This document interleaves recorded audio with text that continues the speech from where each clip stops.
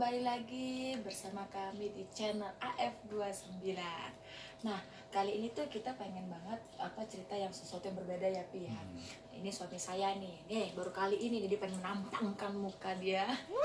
Enggak sih, di di video sebelumnya ada sih.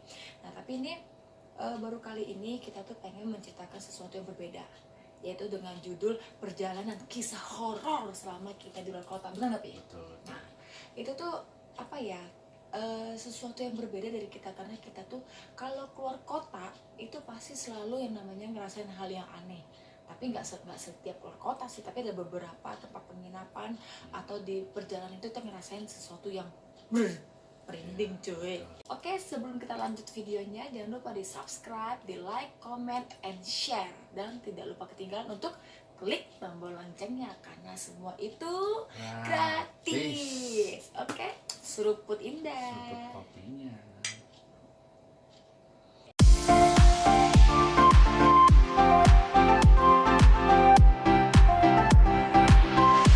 Nah, kita tuh seperti janji di awal, asik. Kita tuh pengen banget ngebahas yang namanya kisah horor ya. Yang pertama kali kita bakal bahas adalah waktu kita ke daerah Puncak ya, Pi ya. Daerah Puncak. Dan itu tuh kita tuh ke salah satu penginapan hotel, karena di penginapan kita yang sebelumnya itu yang pernah kita kan setiap ke Puncak pasti ada hotel terfavorit, hotel yang biasanya kita nginep ya dong guys, kan pasti kayak begitu. Tapi di sewaktu itu tuh kita tuh full, hotel itu full banget, dan kita ngedapetin hotel menurut kita tadi awalnya tuh wow, karena kan ini hotelnya villa gitu kan, ke bawah ke pelosok mewah begitulah. Dan ternyata guys, itu depannya itu adalah gedung kosong. What? Jadi kita dapat bagian tempat yang kayak jarang dipakai. Hotel sih, tapi sebelah sininya ya, Pi ya. Nah, sebelah situ jadi kita dapatnya di situ. Nah, pengap katanya. Nah, terus gitu, nah kita bakalan nanya nih sama si Koko. Kok, ceritain Koko, suamiku yang ganteng. Dia bakal ceritain nih bagaimana waktu itu dia ngerasain sosok yang disangkanya itu gue di sampingnya sebagai istrinya, ternyata itu bukan. Oke Koko, coba ceritain dong dikit kok. Iya, kita relax ya. Sebenarnya sih gini, ceritanya tuh kita masuk ke dalam kamar itu tuh dari awal itu udah kayak ngerasa sesuatu yang halnya agak kurang enak gitu. Tapi karena memang semuanya penuh, jadi mau nggak mau kita tidurlah di hotel itu. Dan sesuatu yang terjadi itu yang tidak kita harapkan itu ternyata malam-malam itu benar-benar terjadi. Itu kita saat tidur, sebelum tidur itu juga kita ada sempat ngerasain sekitar jam berapa ya, sekitar jam 12 malam kali ya. Itu di hotel itu kan di depannya tuh ada kaca tuh, ada kaca, dan juga kaca itu tuh di sebelahnya tuh ada kayak kamar mandi gitu. Nah jadi dari kaca, dari lemari kaca kamar mandi itu kan dia kan ada lorong tuh buat ke pintu. Nah itu pas lagi kita saya nih tidur itu, wah itu dia langsung itu pas tidur bangun sebentar itu kita ada kadang-kadang suka tidur terus kan mendusin ya, namanya mendusin lah gitu lah. Iya, bukan mendusin lah gitu lah. Bangun itu kita pas mendusin itu setengah sadar itu tiba-tiba ada yang lewat tuh dari lemari ke arah ke itu kamar mandi. Lewat. Iya. Wah itu merinding tuh satu. Udah saya pikir, waduh, udah dong kita tidur lagi dong, namanya kita juga udah kecapean cari hotel. Akhirnya kita juga mungkin bawaan fisik udah lelah sekali. Capek ya, Pi ya? Iya, capek banget. Akhirnya kita tidur. Nah, kita tidur. Saya nggak tahu jam berapa nih. Tiba-tiba itu horor banget tuh. Horor guys. Horor banget. Horor. Saya tidur, tiba-tiba tangan saya tuh lagi begini tuh kayak ada yang noel. Noelnya begini. Nih tangannya nih. Lihat ya. Ini begini nih. Oh guys. Terus kayak gitu dia begini tangannya. Terus kayak gitu dia begini. Ini itu saya begini. Begini loh Iya, guys. begini. Anaknya Terus terus kayak gitu saya pikir itu istri saya, ya kan, saya bangun nih, saya bangun terus kayak gitu saya ngeliat tangan saya tuh kan masih dalam keadaan biasa nih begini, istri saya tuh ternyata tidurnya lagi ngadep ke sono, ngebalikin badan, ada tembok waktu itu. ya pokoknya ngebalikin badan dan menghadap ke saya gitu. Jadi kan otomatis nggak mungkin dong tangan itu masa begini-gini iseng ngomong terus kayak gitu dia lagi tidur juga masih dia begini-gini gitu tangan saya, nggak mungkin itu. Aduh itu benar-benar saya langsung di situ saya apa ya, merinding, takut, campur aduk dah, itu yang pasti. Nah, yang paling nyebelinnya guys, setelah dia ngerasain seperti itu, gue pun juga kaget gitu kan. Dia cerita nih, Mam, pas bangunin gue nih guys, Mam, itu tadi kamu ngadep kesini nggak? Enggak. Terus siapa dia yang megang? Di situ guys gue langsung mikir sejenak guys, rasanya gue ngadep tembok deh, karena ngadep sono ke tembok. Nah laki gue kesini, dia pikir tangan gue ngerepet lah, sedangkan gue udah ngomong guys, udah ke pulau kapuk gue, ya kan. Dia ngomong kayak gitu, otomatis pas dia ngomong gitu auto nggak tidur gue, karena saking takutnya. Karena tuh posisinya gini loh guys, karena pas kita begitu masuk emang terpaksa lah ya, karena nggak ada hotel, kita masuk pas ruangan itu kayaknya kok rasa hawanya, auranya itu loh guys, kayak kok kayak udah lama nggak dipakai nih hotel gitu. Tapi yang di seberang itu dia kan modelnya kan villa gede gitu kan, biasanya ada hotel, ada beberapa aula, ada berapa. Nah kita tuh kayak tempat yang udah lama nggak dipakai udah dipakai, mungkin mereka pikir daripada nggak dipakai gitu ya udah disewain gitu kan. Dan itulah yang terjadi saat itu ya, dan itu merinding banget. Dan kita udah semenjak itu kita nggak mau namanya lagi kita nginep di situ guys, langsung kabur guys. Kita bahas yang kedua tentang di apartemen dimana kita pernah sewa di apartemen itu selama setahun ya Pi ya. Di apartemen itu, nah aku pengen ngejelasin nih, di apartemen itu banyak banget pengalaman kita waktu itu tuh di situ beberapa kali, dan itu tuh bikin kita sumpah merinding demi apapun. Aduh, gue merinding tuh bulu kuduk kan. Nah itu tuh waktu itu pertama kali itu adalah si Koko nih, suami nih, waktu itu dengar suara ya, teriak ya, coba deh. Iya. Itu posisi lagi apa tuh? Itu posisi saya lagi dia kan kamar mandi kan ada wastafel. Nah ada wastafel, saya lagi cuci tangan di wastafel itu, di kamar mandinya itu cuci tangan, tiba-tiba ada yang manggil maksudnya kan biasa gitu kan, manggil pi gitu. Saya pikir itu istri saya bilang, oh ya Mam, kenapa kamu manggil aku? Mbak, nah, itu 2 kali. Nggak manggil? 2 kali manggilnya. Kalau sekali mungkin ya salah dengar lah. 2 kali pi, dan juga jeda loh, ngomong lagi pi, itu 2 kali. Manggil 2 kali guys. 2 kali, ya kan itu jeda.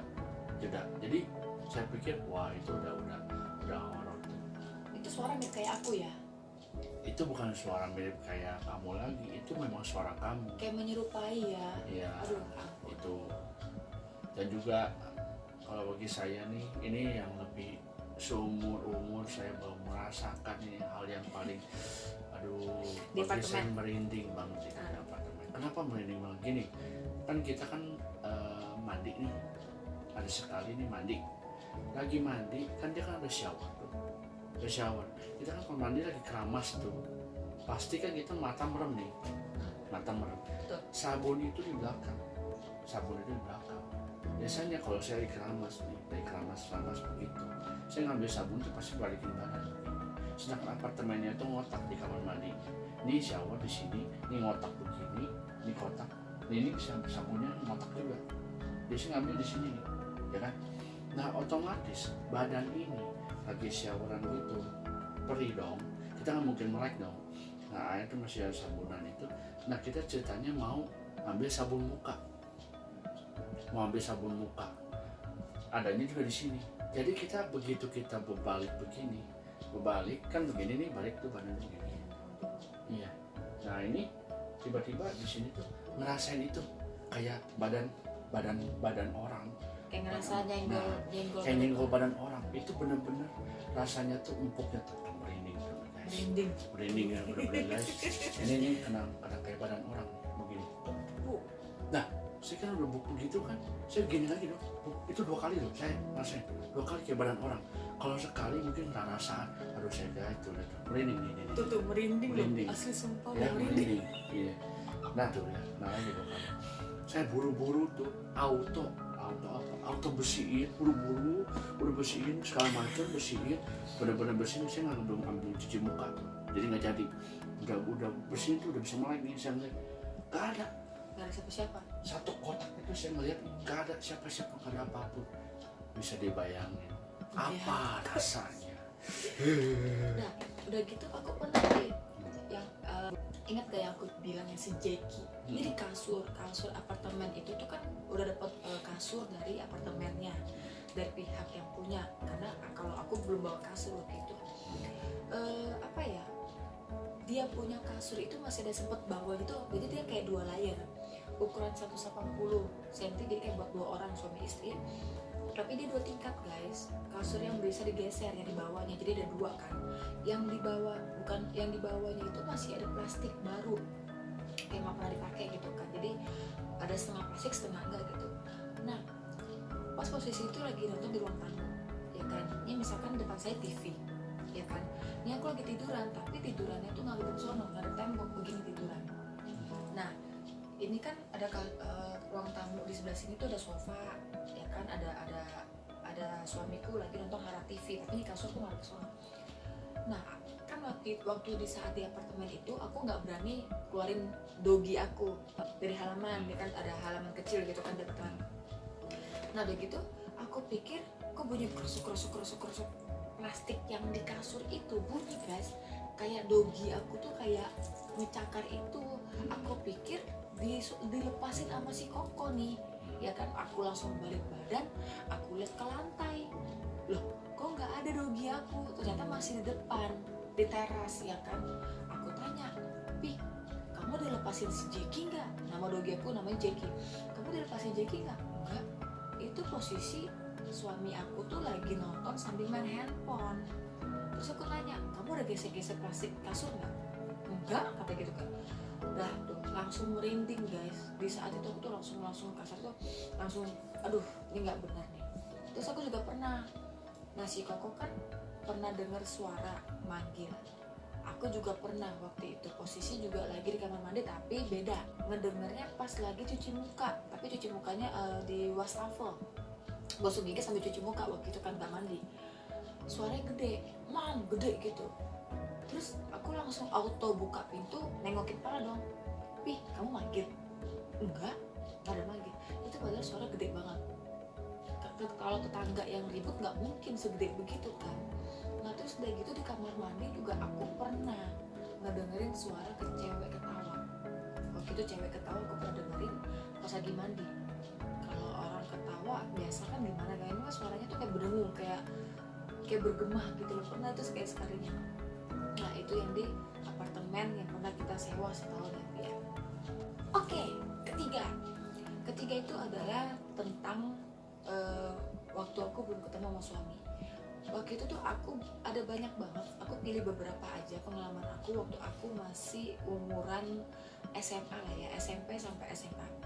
Waktu itu pernah pergi ke taman ya, mau ke rumah om, waktu itu jalan kaki sama mamaku waktu itu hujan rintik-rintik, pakai payung jalan berdua sama mama mau ke rumah om nih.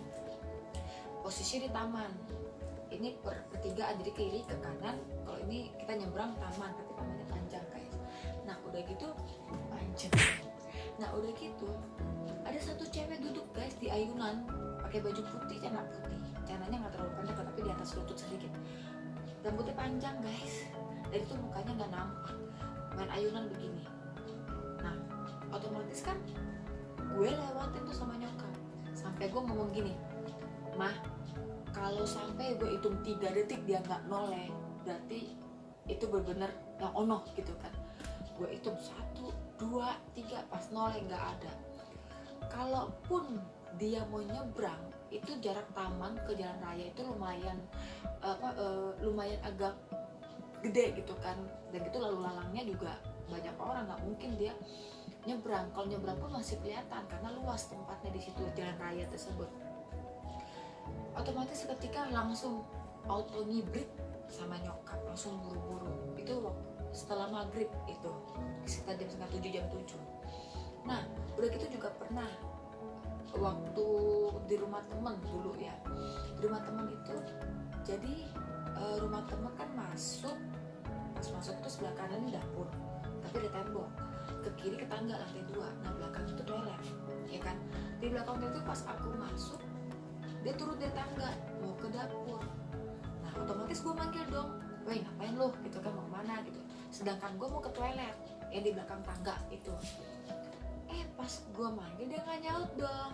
Nah dia ke dapur, gue noleh ke dapur guys, nggak ada orangnya. Itu posisi juga sama, pakai baju putih persis banget. Gue panggil nggak ada. Lu bisa ngebayangin yang jadi dia kebelet pengen pipis langsung atau ngibrit ke depan lagi.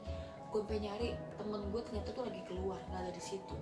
Maksudnya lagi ke warung sebentar. Gue nggak tahu kalau dia tadi pergi ke warung gitu kan. Gue pikir dia masih di dalam, ternyata gila loh. Pernah juga diisengin, diketok-ketok. Nah itu pengalamannya tuh sebenarnya banyak ya, tapi gue ngomong dikit aja udah merinding, apalagi ngomong banyak. Nah lanjut yang keempat, ini kisah si Koko waktu di rumah Telukgong. Di Telukgong. Jadi itu kan tahun berapa ya? Tahun kira-kira kalau nggak salah ya. Kalau nggak salah di komen aja ntar ya guys. Kalau nggak salah nih kalau soal tahunnya. Tahun kira-kira tahun 2002-an gitu. Kalau nggak salah yang banjir besar itu, banjir besar 5 tahunan, tapi yang besar.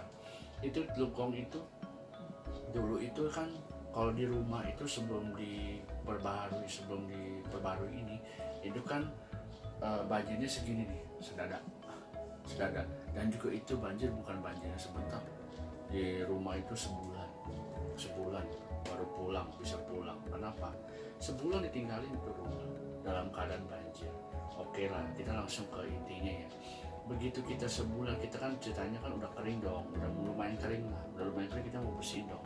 Nah kita pulang ke rumah, itu bloknya segini nih, blok lumpur bekas segini. banjir guys. Kita injek itu lumpur tuh segini banjirnya, udah kayak got dah di udah rumah tuh, udah tuh. Kita kan ceritanya pasti awal-awal itu kan ke atas. Kenapa saya ke atas? Karena saya taruh barang itu di atas, di lantai 2. Di lantai 2 itu kan jadi tangganya tuh begini nih, jadi dia naik sekali begini, naik lagi begini nih, ngisi jadinya kayak siku gitu ya guys. Tapi sini kan ada tengahnya, naik dulu sekali, tengah baru naik lagi. Nah di sini nih awal ceritanya nih yang bikin merinding ngibrit tuh gitu. Naik tangga, terus udah gitu sampai ke step pertama, tengah sebelum naik lagi di step itu. Nah saya kan pasti kita ngeliat ke atas dong. Nah lihat ke atas itu melihat bayangan guys, gede. Itu bener-bener orang, kayak gambar orang, kayak bayangan orang hitam gede. Saya nggak tahu kan. Saya bilang saya cerita merinding lagi guys. Tuh gede. Ya kan, saya pikir gini, waduh, saya baru melihat loh, itu penampakan baru melihat saya pertama kali. Saya nggak mau dah untuk lihat gitu lagi, jangan sampai saya kurang suka gitu sebenarnya. Begitu saya merem dong, saya pikir benar nggak sih, saya merem. Begitu saya merem, naik lagi, itu hitungan detik, nggak ada itu, sepakai sekian detik kali ya, mereka nggak ada. Saya dipikir di situ, saya mau tinggalin itu rumah, saya mesti bersihin itu rumah sendiri, benar nggak? Yang kedua, takut juga, mau diapain lagi, mesti dibersihin juga. Mau nggak mau terpaksa. Ayo, jadi mau nggak mau terpaksa dengan perasaan takut, benar-benar takut, udah nggak tahu apa. Lebih dari takut tuh apa ya? Pokoknya nggak ada lebih dari takut itu udah pokoknya intinya. Saya tetap jalani, saya naik ke atas sambil lihat ke bawah, naik satu langkah saya ke bawah, naik satu langkah saya lihat ke bawah. Saya saking takutnya. Itu, aduh pengalaman, jangan sampai dah. Itu benar-benar. Jadi banyak ya pengalaman kita, sebenarnya banyak ya. Mau di luar kota pun sebenarnya tuh banyak banget yang pengen kita ceritain, tapi nggak mungkin kita ceritain semua di video sini ya, karena kan takut takutnya kalau kepanjangan kalian bosen gitu kan. Nah, nanti kalau misalnya kalian emang butuh cerita horor dari kita lagi, kalian komen ya. Kalau ada yang bilang ada yang mau part 2, kita bikin part 2-nya. Nah, oke guys, sekian untuk video kali ini, perjalanan kisah horor dari Pak Sutri ya kan, selama di luar kota maupun di dalam kota guys. Nah, karena kita emang hobinya traveling, sebelum corona kita emang hobi traveling kemanapun, dan kita banyak banget mengalami keanehan-keanehan dan gejala-gejala selama kita keluar kota. Emang gak setiap saat, tapi pasti ada aja. Nah, pesannya adalah dimanapun kita mau pergi, jangan lupa doa dengan Yang Maha Kuasa, minta perlindungan, pergi dan pulang semoga dengan selamat, apa kekurangan apapun, amin. Oke guys, terima kasih untuk teman-teman ya kan yang sudah setia menonton channel AF29 ini sampai kita sampai di sini ya kan. Jangan lupa juga guys, kita pernah capek-capeknya Ogut bilangin, jangan lupa subscribe, like, comment, and share, dan jangan lupa pencet tombol loncengnya. Oke, sekian, terima kasih. Kami dari channel AF29 izin pamit, bye bye, see you.